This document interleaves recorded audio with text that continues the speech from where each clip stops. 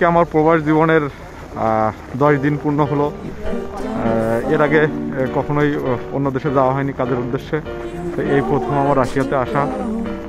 আর weather আজকেই মনে হচ্ছে সব থেকে ভালো।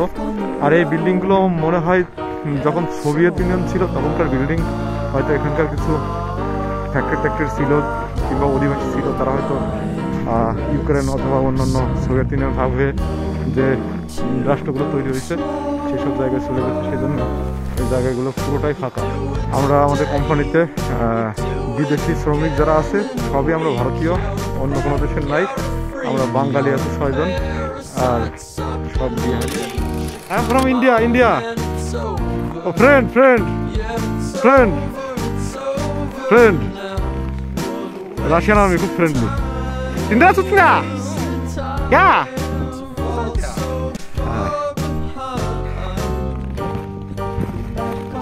রাশিয়ান আর্মি খুব ফ্রেন্ডলি, আমাকে বলতেছে যে কোথা থেকে এসছো। এটা রাশিয়ানদের গির্জা, তো স্টেডিয়াম। এই যে এই গ্যালারি আছে, গ্যালারিগুলো বরফে ঢেকে গেছে। বাবা পা দেখি 1 ফুট গেড়ে যাচ্ছে, না যাওয়া সম্ভব না।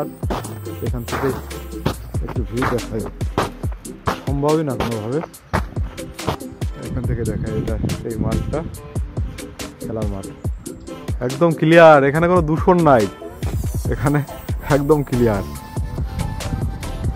আর আমি যেখানে থাকি আমাদের যেটা রুম আছে, রুম, কিচেন, বাথরুম রাশিয়া থেকে প্রতিনিয়ত চেক করতে আসে সপ্তাহে 2 বার যে আমরা ক্লিন রাখছি কিনা। তো আপনারা যারা মন স্থির করছেন যে রাশিয়াতে আসবেন, তারা একটু হালকা পাতলা ভাষাটা একটু শিখে আসবেন।